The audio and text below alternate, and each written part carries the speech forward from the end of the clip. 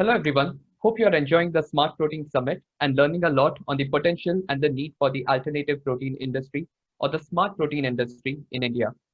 Our mission at the Good Food Institute is to accelerate the ecosystem of alternative proteins from an industry and academic standpoint. Universities have a pivotal role to play in this ecosystem by training and enabling the next generation of innovators and functioning as smart protein innovation hubs.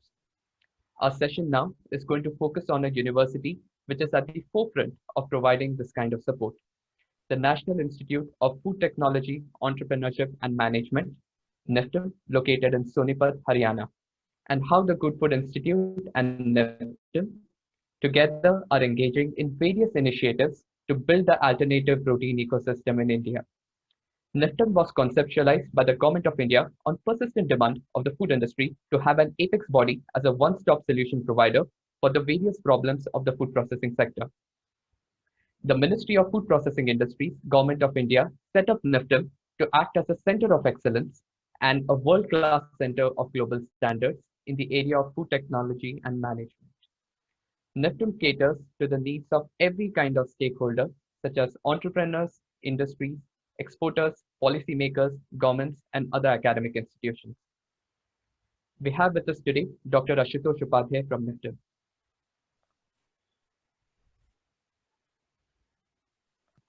Dr. Upadhyay is the head of Food Science and Technology Department and the Dean Academic at NIFTM.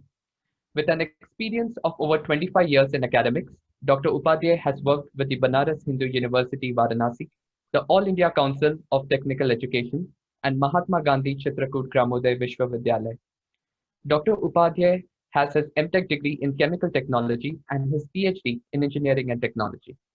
In addition to being an accomplished educator and researcher and a guide to thousands of students and young professionals, Dr. Upadhyay has been a close collaborator of GFI India's and a tremendous positive force for the smart protein sector's first steps in India. Welcome, Dr. Upadhyay, to the Smart Protein Summit 2020. Thank you, Dr. Siddharth. Thank you, Dr. Upadhyay, and we are very glad and privileged to have you here today. So, Dr. Upadhyay, we have a few questions from you to understand how the alternative protein ecosystem is building from a university standpoint.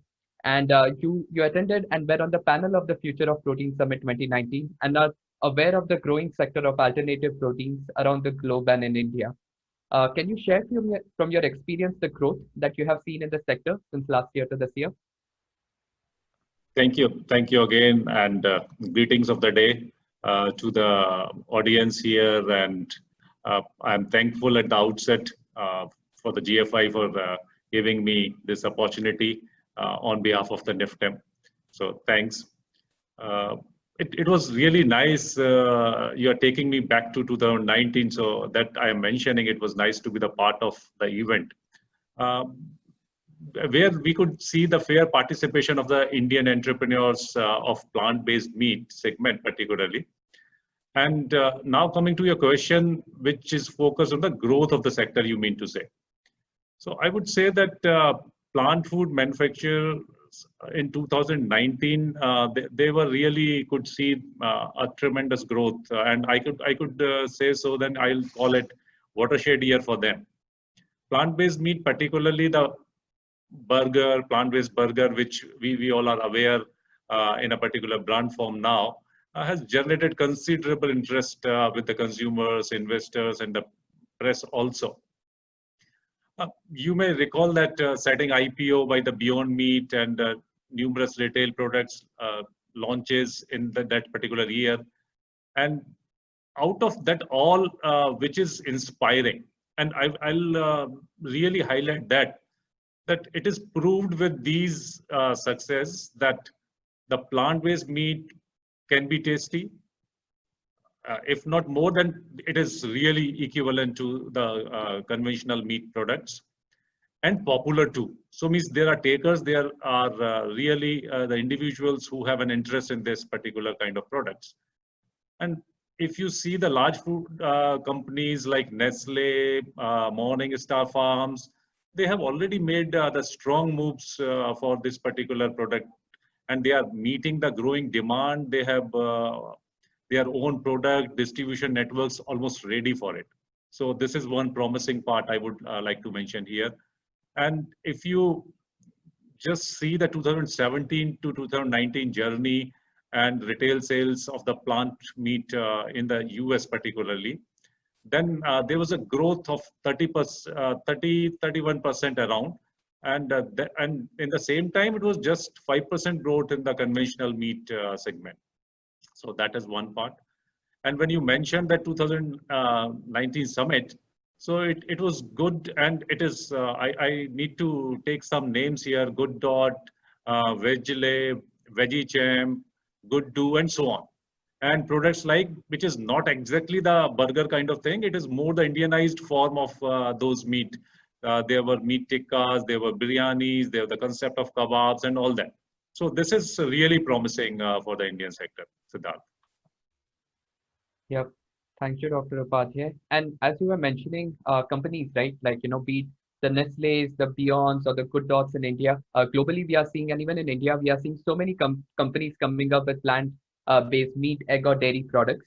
But the thing remains that, these products are highly technical in nature, and they need several facets of formulation and processing to fall in place. So, just wanted to understand, how can universities support development of these products in general? And in particular, like as you in our previous conversations we have discussed, there are specific projects, research work being done at NIFTM in this segment, and also some infrastructure building that is happening. So if you could comment more on it. Yeah, it's a good question, Siddharth. Here, I'll say that because the sector and the idea is still, I'll say, in the growing stage. So, and you very well pointed out that product very nature is the technical. So it is always a good synergy that academia and industry should come together. The entrepreneurs should come up with their ideas, innovative thoughts to the academia side, so that academia can think of providing solutions. And here important would be that academia has some understanding of the food and food science, food engineering aspects, whereby whether it is texturization, whereby it is the nutritional balance, playing with the ingredients, keeping the mix right. So these all things, there are many hidden trials which otherwise a normal person will do, or a basic scientific background kind of person will do, may take more time. And time is the crux if you really need to lead with this kind of drive which is going on, and the business opportunity which is existing. So there is really that industry and academia have to think together. And if you give me opportunity, have given me opportunity, then I'll say that yes, say like institute which is NIFTM. We have both analytical side of strength, we have the processing opportunities, we have the pilot plants with us. So for all that things, or this kind of ecosystem is not only in NIFTM. There are other institutions, our sister institutions are there. Ministry has one institution at Tanjore, and countrywide in the ICR systems, there are many academic institutions which have different scale, but the similar kind of or the other kind of the facility. So there is an opportunity existing that entrepreneurs or those who are having some brilliant idea, and if they want to make it realize, finding difficulty, they should come to the institute. Now coming to the institute and per se for NIFTM, what the strength which we have. Say for example, if you have a product and you want to have a mixing of it, you want to have an extrusion of it, you need those platforms or those machineries to be available with you. So for that matter, on the processing side and also at the analytical side, and particularly if you need to judge that texture, if you want to compare texture, okay, sensory is one thing, but if you want to take it at instrumental level, I'll say then NIFTM, we have a texture analyzer of that kind of load cell facility, which can give you an equated testing, which is at par with the normal meat, and if you want to compare the same product from the plant origin. So those kind of synergies existing for academia and industry to come together.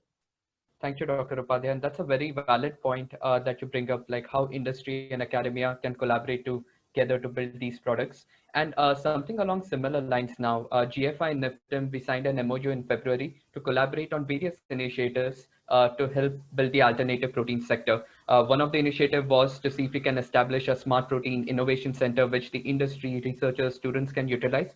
But in addition to that, we have also been talking about initiatives which involve students, or they are focused on student engagement. We recently launched the Smart Protein Innovation Challenge, which a lot of students from NIFTM are a part of. And we are also building an alternative protein course at GFI, which we have decided or discussed how to bring it to students. Can you comment more on these initiatives from the Smart Protein Innovation Center and from a student engagement perspective?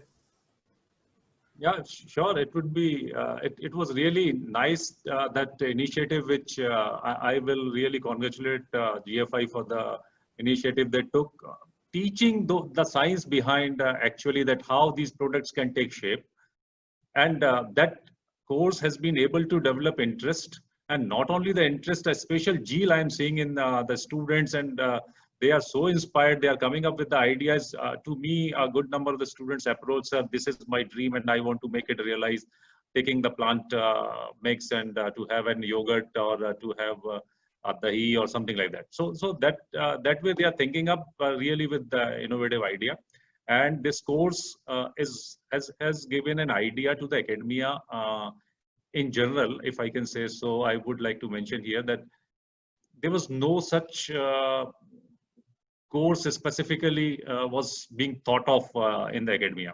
So there was a general concepts were there, the texturization was there was meat alternate or meat or analogs. These terms were there, and some theoretical input or practical inputs were given. Now the idea is that the market force is saying so that we should think of having an independent course in this regard. So this is something, the gap which was there, this has been catered by you. So you deserve congratulations for that. Now the initiative that NIFTM and GFI jointly have taken up, that is also to develop a plant protein based hub. There was an opportunity existing that was a grant call from the DST, Department of Science and Technology, Government of India, in name of FIST, F-I-S-T. So we try to explore that, and we are thankful that GFI come forward and together we conceptualize, we have submitted a project. And we have high hope for it, though it is still that grant. It will have its due course, it will have an assessment, and it will go into the process, the due process, which is there with the DST part of it. But it will really cater an opportunity if it comes true, it is realized, then it would really, I can say so that there would be lots of opportunity existing, because we have not kept anything untouched here. So whatever can be thought in terms of smart protein solutions, all things would be catered under the one roof. So that's the beauty of the concept which we tried. Thank you, Dr. Upadhyay, for the insightful answer and giving your thoughts around the same. So, Dr. Upadhyay, just one final question for you. Any closing remarks on how you see the industry developing in India, and how can stakeholders from the industry reach out to NIFTM for collaboration? And also, any thoughts for students who are, learning about this sector and want to work in this sector?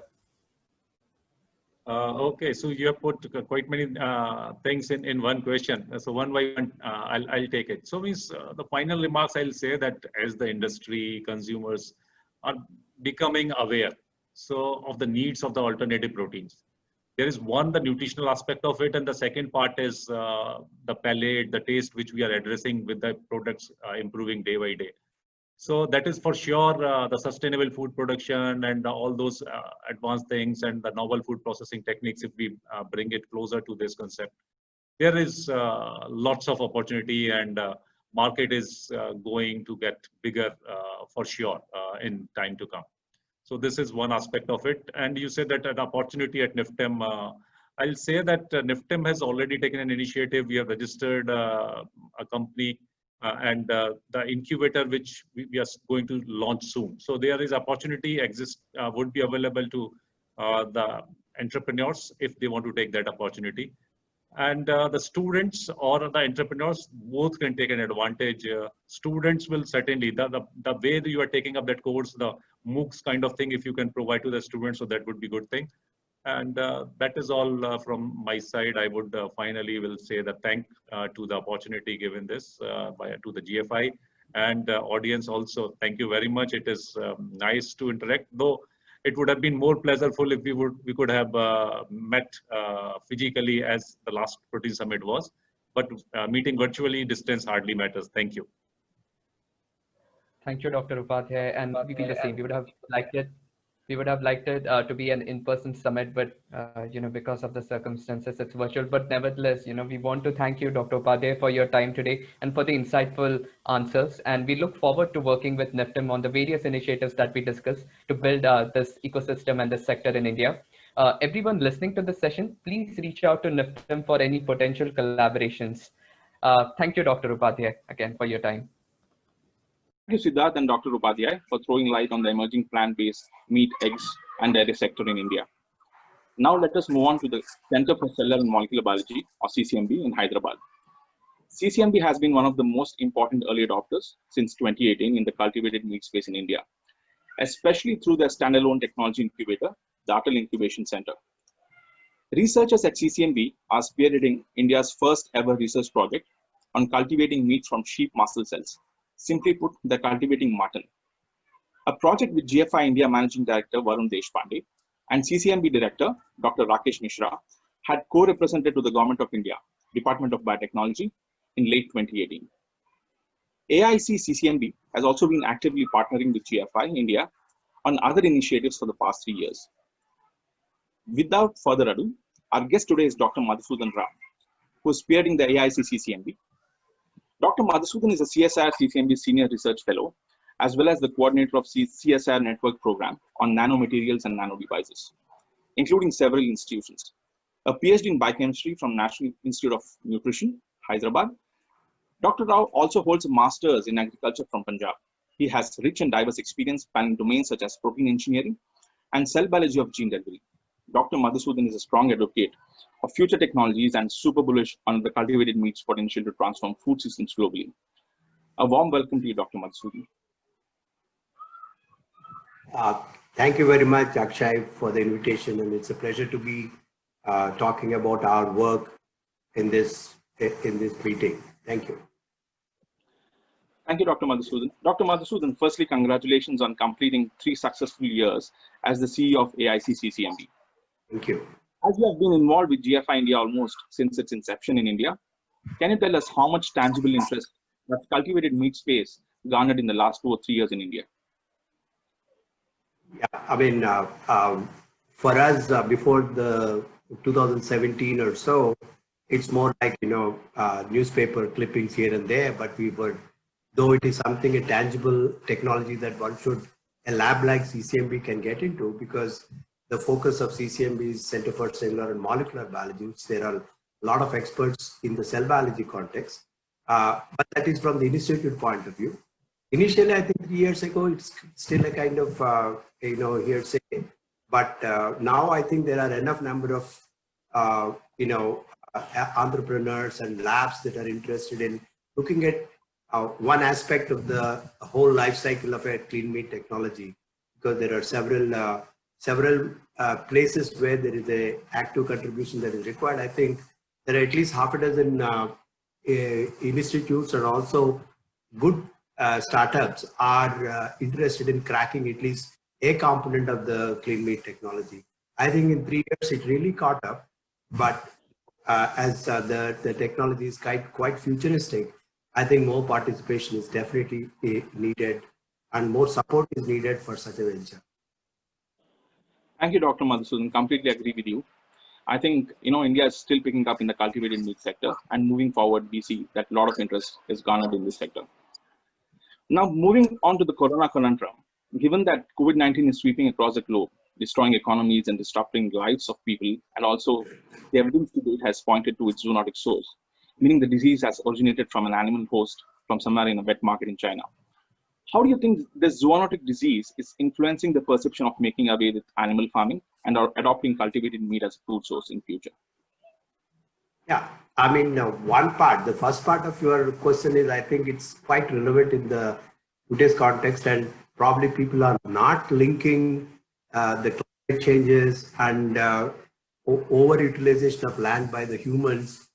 These things are not well connected, but one of the very powerful arguments in the origins of the bat originated coronavirus, which has probably has caused it to, come up into the more populated areas, and that's how probably the disease has got transferred to humans.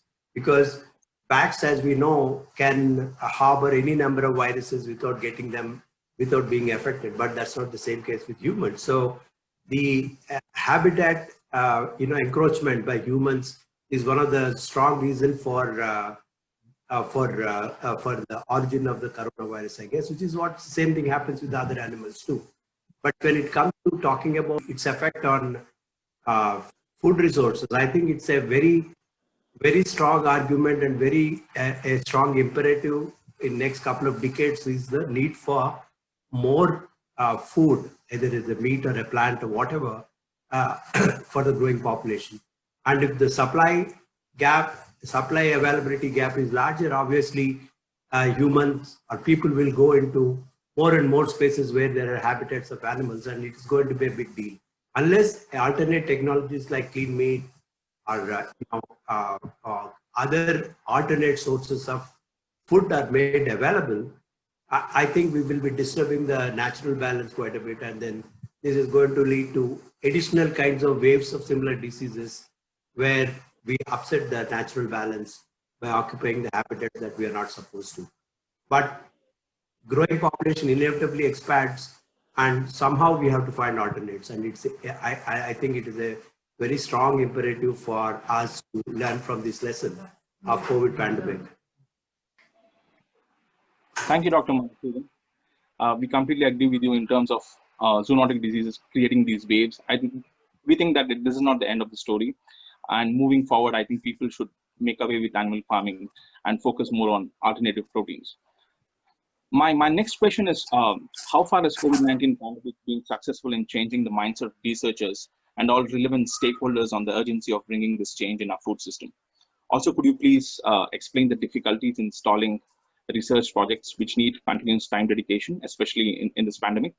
I take this pandemic experience as a very important lesson for everybody all over the world, more because it made us aware of what are the challenges that we need to meet, and also what are the alternate ways that we should address these challenges of shifts in system, whether it is production or supply or availability. All these things are the way business is going to be done is going to be different. So, the larger question of the carbon print of animal-based meat is going to be a very, very strong against use of animals as meat. So I think there is an urgency to shift into these kind of technologies, and it may be a far cry, but unless we start early, we're not going to be there when the things are going to be tipped against our favor. So it is very important to focus on this, and this particular pandemic has, for obvious reasons, because of limited movement of people, has upset a lot of bureaucracy. It's almost bureaucracy itself will become a standstill, and because lack of people movement, all the works have suffered. And the larger reason of the economy taking a big hit because of the pandemic, obviously any government will look at those things that can be shaved off quickly in terms of commitments. Like one thing that suffers is research and research activities, and we are already have taken a hit, and most of our projects have been cut down. And then, in addition to the lack of human movement, the progress of the projects have suffered a lot. So it is hard time for everybody, and I think, but in the end, I think we should take learn a very serious lesson out of this. And this is going to be maybe a new normal. We can't prevent something similar happening in the future because it's pretty natural, in my opinion. So how we are prepared, it's a kind of look into the future kind of a experience that we have now. I think we should very quickly learn the lessons that these things are teaching us. One is preparedness, and the second thing is invest in future technologies. Like one of the things is on the food, which is so critical for human survival. I think this is a very good call for focusing on these kind of technologies. I believe so. Thank you, Dr. Madhusudan. I'm sure everybody understands the complexity of producing meats from cells. And given the pandemic, I'm sure that moving forward, a lot of funds will start flowing both from the government as well as private sectors into cultivated meat research and development. Moving forward, can you tell us a few encouraging words as to how our younger talent workforce can envision their career, such as entrepreneurs, scientists, and business professionals in the cultivated meat area? Actually, that's where I feel more comfortable and kind of the kinds of processes and technologies that are involved in cultured meat production, and kind of learning profile of the Indian students in India and researchers in India. If you look at it, they overlap very many areas in what is of relevance in the cultured meat thing. Because if you look at an average master's or a PhD student, they will know definitely the kind of technologies that are needed for clean meat. And if you break down the clean meat technology, I mean, today it is probably a tall ask to say that we are going to produce meat. Our ultimate aim is to produce meat maybe in a year or two kind of time. But I would say the better argument would be to go for, several challenges that are being there in it. Like let it be a kind of, how do you increase the number of replications in a cell? Can I make it to 60, 70, or what is the best scaffold? Can I come up with a better scaffold with a higher porosity and more, mass action ratios? Or can I come up with a kind of a media where it almost costs you maybe 2% of what is the commercial cost today? Or can I come up with a better extracellular matrices that adhere to a synthetic polymer scaffolds also? These are all, you can break it into several smaller interesting projects and are extremely relevant to it to reduce the cost of production. Today, if you compare the life cycle of a meat production, it is going to be very discouraging, not more because we are comparing with today's standards and today's technologies. I mean, we know that these things can be cut down heavily if you focus on them. That's where a lot of innovation is required, and it is a tangible area for most of the students in the country because they are very close to it. It's only a matter of making them understand there is a huge business opportunity in here.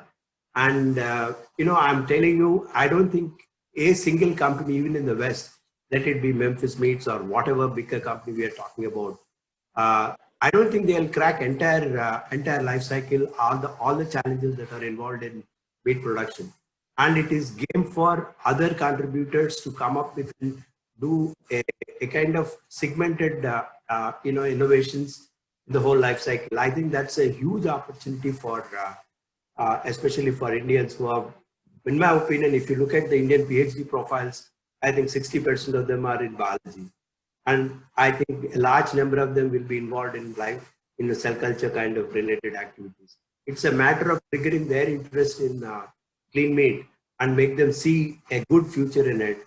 If not the entire life cycle, as I said, they should look at a portion of it, a particular aspect of it.